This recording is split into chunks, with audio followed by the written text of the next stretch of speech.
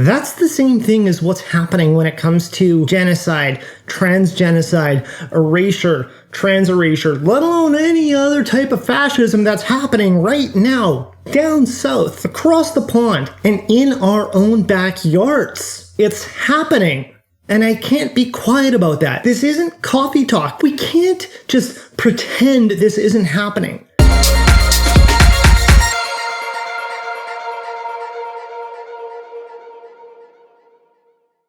Hello fellers and dwellers, welcome to another episode of Dwell On It, a series where I, Taylor, answer your questions about my lived experience as a trans woman. If you'd like to have questions of your own included in a future episode, please make sure to include them by comments or by DM. I put them down on note cards and then I include them in a grab bag, draw them out randomly, and make a small episode out of it.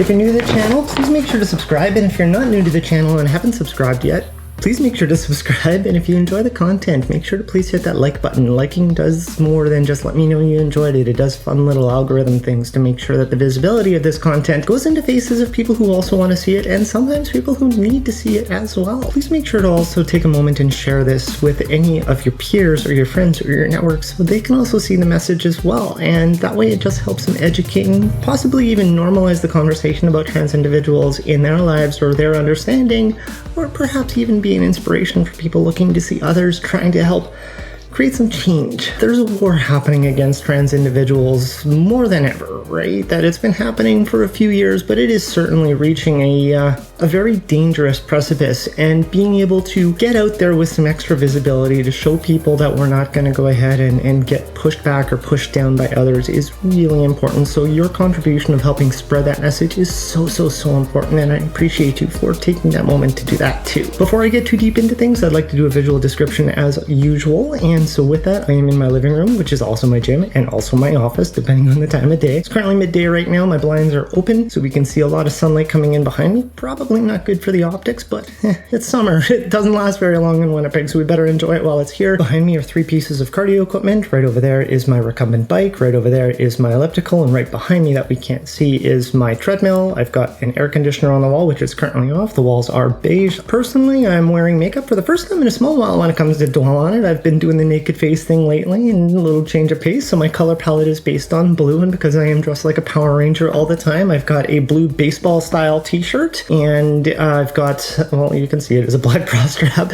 I am a white 6'1" transgender woman. I've got straightened blonde hair today, right? Not like I changed my hair, but it's between a matrix of options of straightened or not straightened, or in a ponytail or not in a ponytail, or with hairspray or without hairspray. It is with hairspray, straightened, and not in a ponytail. Down and swept over the left side of my face. On the right side of my face, we can see my 3 piercings, right? There's a small, medium, and large dermal piercing underneath my right eye, going outwards towards a cluster earring on the top of my right ear. I've got 2 stud piercings, one we can see, and I've got a nose piercing as well. I've got a new set of nails for everyone who's been following along and paying attention to new sets, and they are based on turquoise black with a mandala design, and just a lot of glitter with that as well too. I also feel very muggy because my air conditioner is off, so I'm hoping setting spray is doing its job, but if this starts to melt off, I blame the temperature and trying to not deal with the same thing that happened back in episode 54, which was a marathon versus temperature, but that's neither here nor there. So let's get ourselves into this episode of Dwell On It and see what we can put together from the grab bag. I'm in the closet and keep all my profiles anonymous, but I follow you and other trans advocates. I see so much hate and harassment you take. How do you cope with all of it? First, thank you for following, and of course, thank you for the question. I always appreciate the questions because this helps keep people included and also helps normalize the conversation as well. I can absolutely appreciate the anonymous profiles because one thing that is very challenging is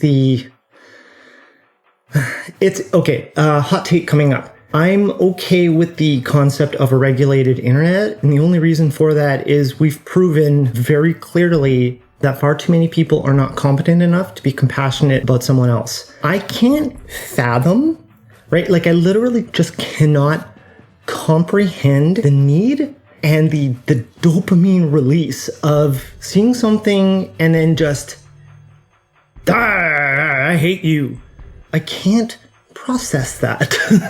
I can't process how people get to that point. And bots and whatever, right? I can't comprehend how that even just got into our society. And the challenge with that is that our society has allowed that to get normalized so much that the solution to that, unfortunately, is a regulated internet. But that also now creates this big conversation about, freedom of speech or whatever. But of course, those same people who don't understand that it's not okay to just be a belligerent asshole to people who really have no business dealing with you or whatever, that freedom of speech but having consequence for your speech and actions are not the same thing, right? You can say what you want, but there's also a consequence for saying the things that you do. I can tell you what I think about you without reaching into the bucket of bigotry or xenophobia or transphobia or however it may go. I could still call you an asshole without getting into that way. So there's people who actively try to get to the most hateful and hurtful things, and there's no active measure against it because whatever, insert politics. I'll save that for another time. So anyway, going back to how I cope with all of it. Notice how I was just describing the playbook? I cope with it because I understand the playbook. I don't take any of it personally because it's not a personal attack. Now that said, does that mean harm doesn't exist or the potential of harm doesn't exist? No, absolutely not. And that's part of the reason why I amplify it. I actually mentioned it in last week's episode, which I'll put right here, may as well while we're at it, about dealing with trolls.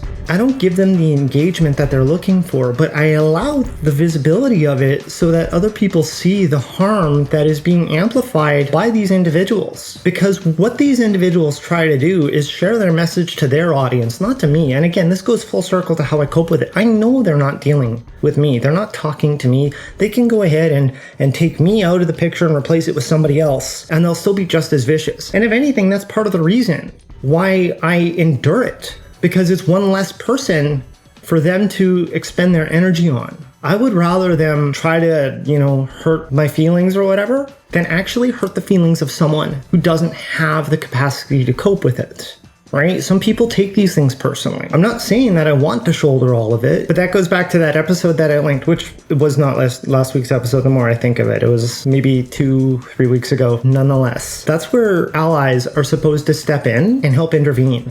Allies are supposed to step in and help moderate the situation, whether it's in real life, whether it's online, whether it's whatever. That's up to them to help.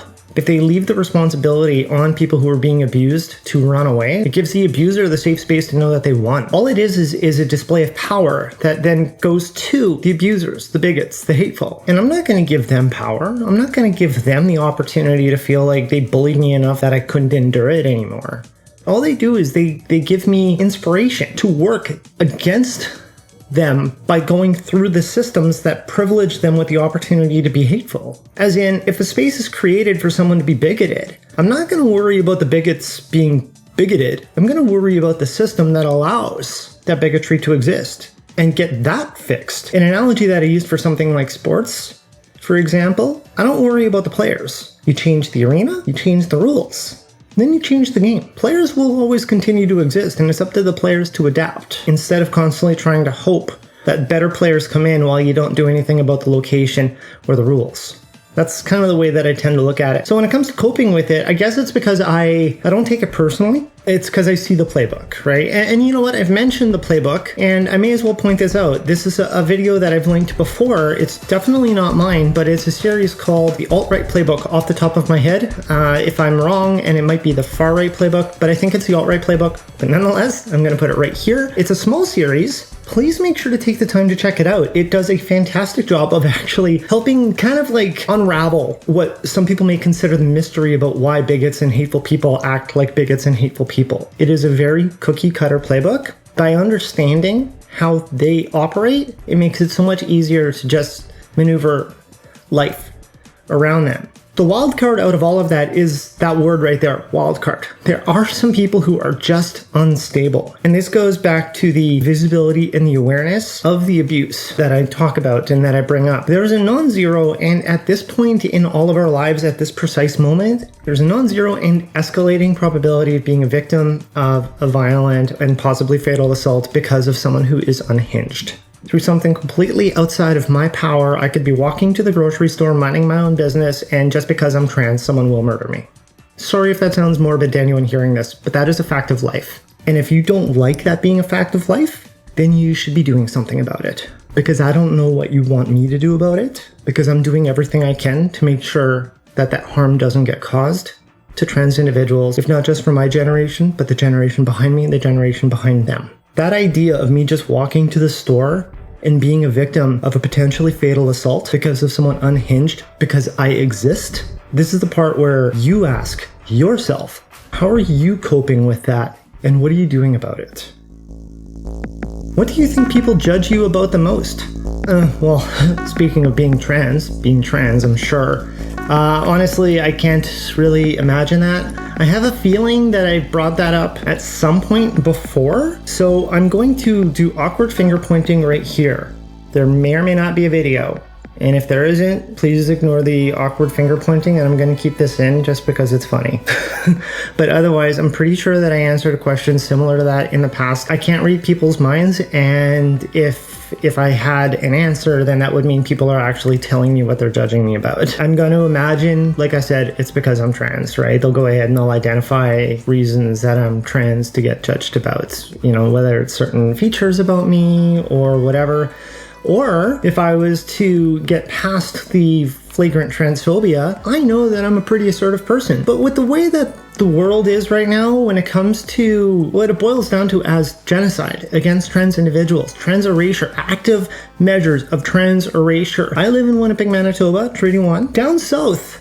And just over the pond, the US and UK, two great examples of who we would consider allies, and a lot of times people would just consider them to be almost, interchangeable, but they're definitely not. But a lot of people forget that. But a lot of the beliefs and the policies that come over from, whether it's the UK or Europe in general, and the US and so on, those get infused into Canada. And if they don't get infused right at the exact same time that whatever is happening in those other countries, they become part of beliefs that become integrated into politics and society in a not terribly distant future. So things like trans erasure, and as flagrant as it is in the US right now, just because Canada's pretty decent, all things considered, it's the farthest thing from a utopia when it comes to trans individuals. But because there's not enough being done to assure trans individuals will not get impacted by that same amount of harm that is getting done in other places of the world, I have to continue being loud about shoring up the defenses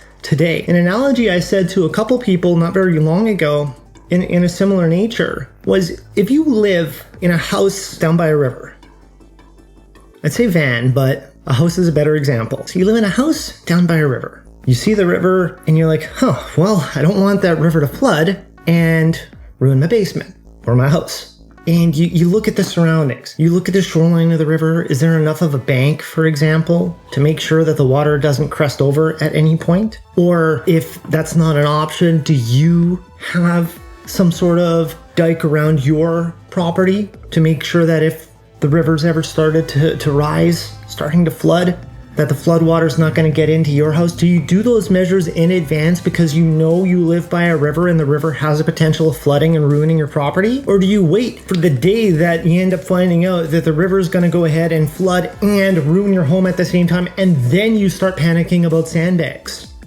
Which one is it? Do you realize the situation where you live? Do you realize the proximity you are to something harming you, but it might not harm you, but you'd like to just make sure that you're protected in case the harm can happen?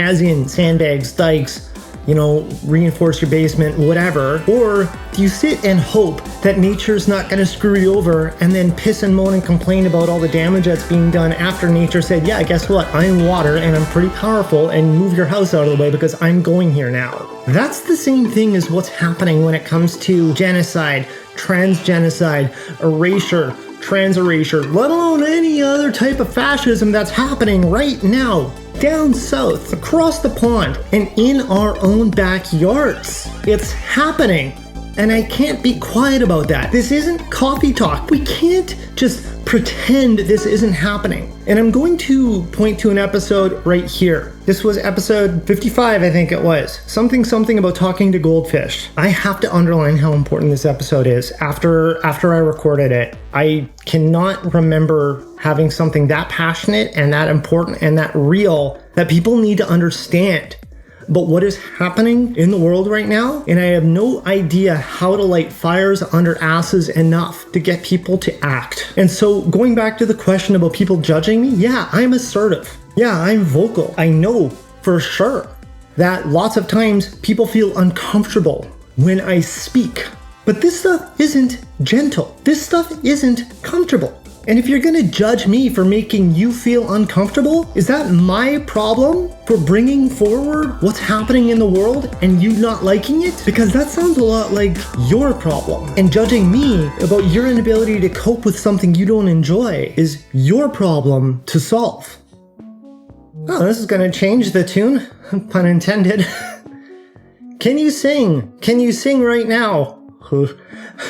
Okay, no cuts. I can't sing, but I can karaoke.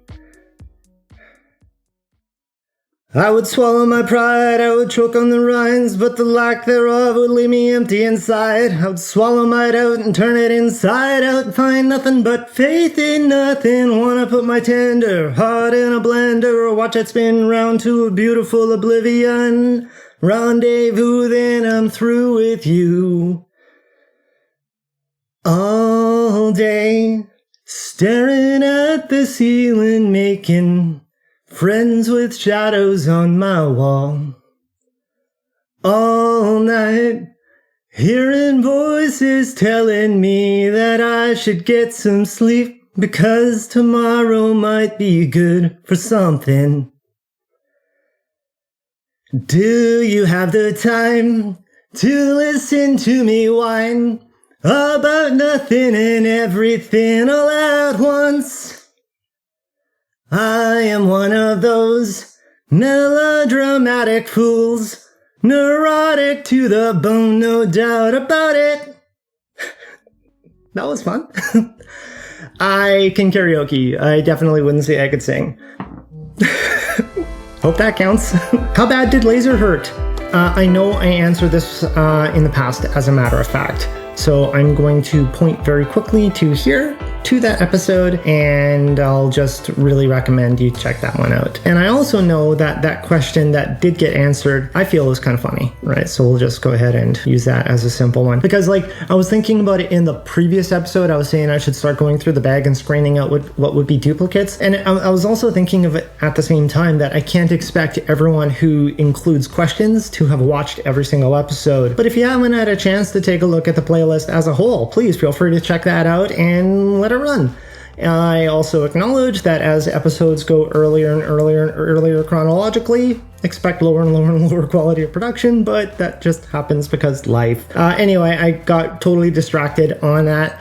Check that out. Short answer of it, it's not comfortable. It's easier if you go into it knowing what you're expecting. I believe the last question was asking about electrolysis, and I made it clear that I did not take electrolysis. It was laser that I used, but nonetheless, now going to the question of laser specifically, it's a lot easier if you go into the situation being stoic. You are going to get zapped, right? And it's going to be just impacts of heat and electricity at the same time, pretty much.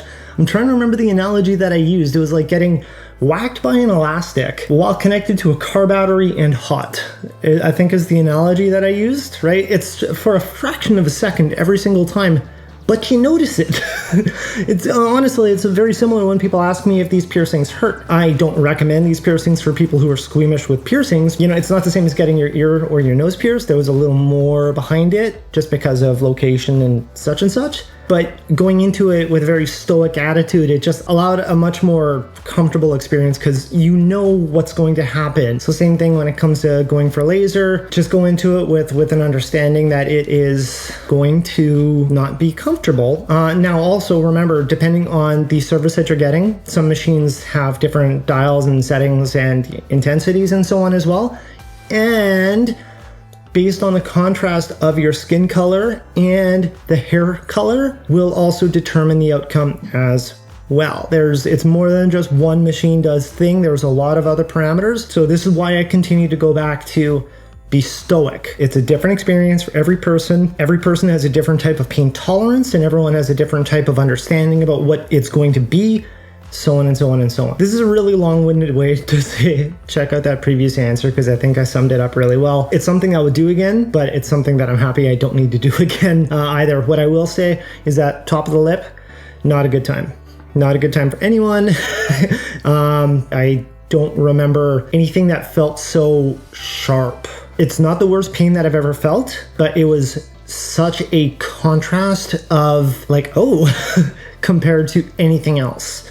And that just has to do with the type of hair that of course is on the top of the lip, the thickness of the skin, just the sensitivity of the area, just because of how your body is built. It is a very, very, very different experience up there than it would be down there, for example. So I don't ever want to go into saying how bad did it hurt, because like saying how bad did it hurt creates a negative. Because remember, the benefits that come out of it, hey,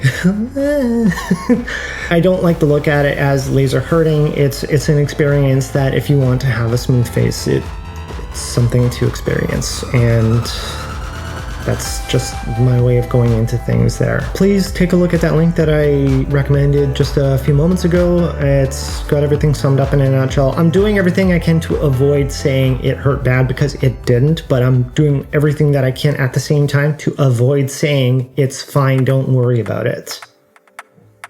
When does your transition end? When you want it to.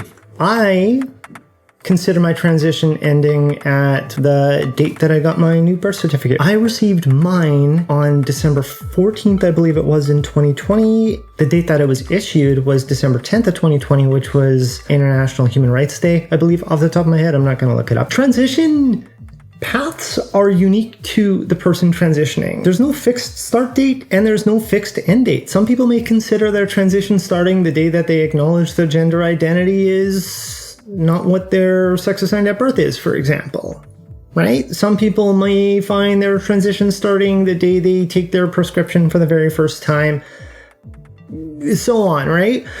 Personally, I actually can't even think of when I would consider my transition starting. If it amounts to anything, like I know this isn't the answer about when does it end. I've said in other videos that I've known that the boxes I was getting put into from my earliest memories was not aligned with who I am as a person. And so there's always just been Taylor somewhere, even though Brad, for example, was still my social life, my legal name, yada, yada, yada. In 2019, I went into trans healthcare for the first time. October of 2019 is when I went into trans healthcare, but it was in earlier 2019 that I made the phone call for that. So does that count as starting transition, right? Like there's no fixed date. And then even like my very first prescription, I took the first pills on February 1st of 2020. So does that count as transition starting? So you see what I mean? And then when it comes to the end, that's the exact same thing. People get to define their own end, or they might just whatever. I considered my transition ending after my legal name change because my name is legally recognized as who I am. Everything else is just life. The medications I take are the same medications that other people take, cis people take for cis people reasons, right? Some of the prescriptions that I take are the same ones that other people will take to take care of menopause. In a month and a half, just thinking about the time right now, that assuming the date doesn't get changed, I've got a tentative date for an orgy. September 19th off the top of my head is the tentative date. Point being, trans individuals aren't the only people who have orgies, right? You know, if you've got an individual who might have testicular cancer, heaven forbid, an orgy might be a solution for that. I'm not a doctor, please don't quote me on that, but the point is like being trans does not have a mutual connection with an orgy. And if I ever chose to, and I'm not going to, but if I ever did FFS, other people have facial reconstructive surgeries for whatever reason they want, whether it's for their own self-confidence or if it's to recover from an accident or however it may go. You don't need to be a trans individual to have, like contouring or anything like that. Even things like, going with BA, like a breast augmentation. It's not just trans individuals who do that and right? And again, I'm not interested in anything like that either. I love who I am. And that kind of goes to the point as well. I love who I am. And so I don't have a checklist of the things I need to do to consider myself to be fully transitioned. I'm a trans woman. That's the end of the story. I'm not mostly transitioned.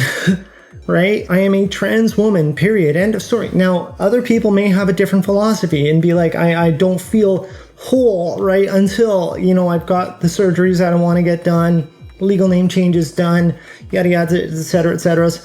And that's 100% valid too. There is no fixed start date and no fixed end date for any trans individual because their journey is unique to themselves, and what they choose to determine as start dates or end dates or neither or both, that's up to them. So my transition ended already. I'm going to continue taking hormone replacement therapy because it helps me be my best self. I'm going to have an Orchie, as I mentioned, and I've said before, it's because I'm 41. I'm not having kids. It helps take one prescription off the docket, and if anything, it's a little less luggage when it comes to socializing. But that's a different story. But that's it, right? Like I don't have any other things waiting to get accomplished before I can consider myself a fully transitioned and valid trans woman. I've been done. And honestly, if anything, I've been done even before I got my legal name change. If anything, I was just impatient, right? Because I just wanted that paperwork to be like, all right, come on, right? Like, let's get it to the point now where I can be legally acknowledged as who I am. So I hope that helps answer that, or at least I sure hope it did. Okay, let's wrap this one up. This was really fun. I can't believe I sang on the fly, and I can't believe I thought of 3 songs on the fly too. On a note, I somehow forget music exists when I'm asked to pick a song, and so I think I just naturally went with 3 songs that I know I can go right out of the box with. If you enjoyed the content, please hit like. Please hit share like I said earlier, because this is just a great way to help make sure this content gets seen and heard by other people. If anything, I know this was kind of a goofy episode, which I'm honestly really happy for. It's just such a nice change of pace. There are 3 episodes in recent history. If you're going to share anything, please create the time to watch and share them. Episodes 54, 55, and 56. Those episodes got a lot more important than I realized at the time of recording each one. And if you're going to share content that is very important to get the message out to help raise visibility, raise awareness, raise understanding about trans individuals, those are the ones.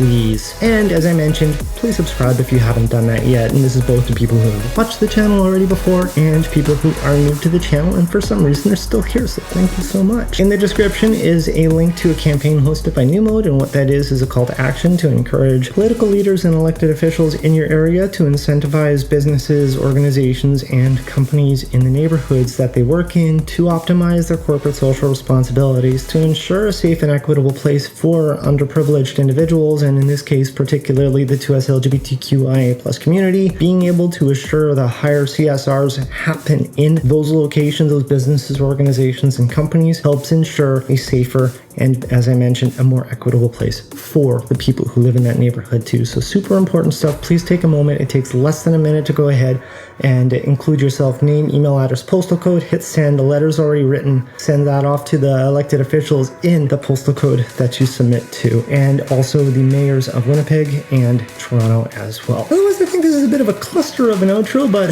it's been a cluster of an episode, so I'm gonna let it ride. I hope you enjoyed this. Thank you so much for taking the time with me today. I'm smiling a ton compared to the last 3 episodes, so thank you so much for spending the time with me in this one here. While we close this one off, I hope you have a great rest of your night.